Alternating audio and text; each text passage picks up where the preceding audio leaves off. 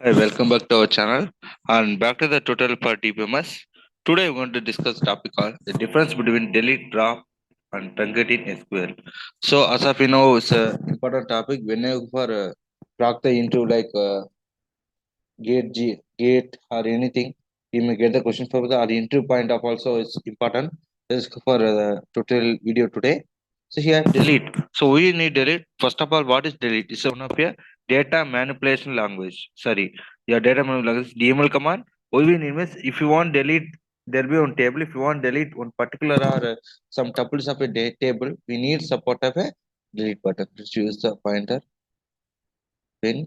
So there will be a table. In the table, some data is there. Some data is suppose there was student data is there like this. If you want to delete the particular row, you can use the delete button. The thing is, it always you can use the delete button. It comparatively slower than compared to the truncate command. The deletes and also these operations always safe like that. You can say safe. Whenever you want, you can delete. That's it. So if you want to delete the rows of the table, what kind of syntax you can follow means delete from the table name. So let's assume that the table name and also you can give delete from table name where condition. So whatever condition given, based on that we can do it. Let's assume that there will be student data where from the student data I want to delete the particular roll number 101. So when you execute the command, after this you can press select star from the table name that student. What will happen in the roll number 101? Who are having the 101? The student name, roll number, everything deleted, successfully deleted. Moreover, let's assume that the table contains a multiple rows. So student who are 101, let's say example name of John like that, everything deleted here. So here where class always help to find the row with the student whose roll number is 101. So whose roll number is 101, the particular row will be deleted. That's the use of delete command. Then truncate. So data is a remember it's a thing is a data definition language command. It's one of the detailed command. What we need means if you want delete all the rows from a table, here we can go with the truncate here.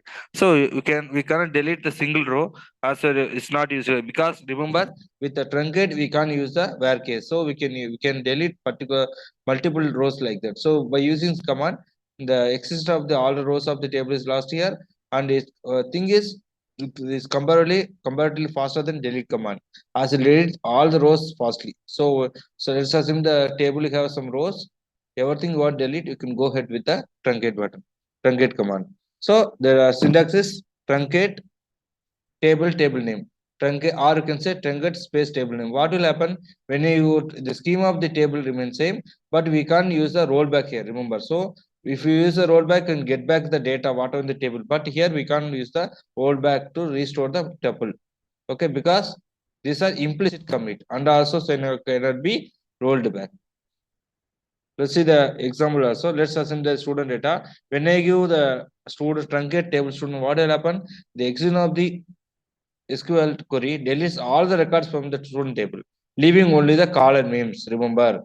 So moreover, it removes the record from the table, but does not remove the table from the database. So the table will be there. The records from the table will be not visible. The 101, what are the in the field is that name of the student like that, but only table will be remained same there.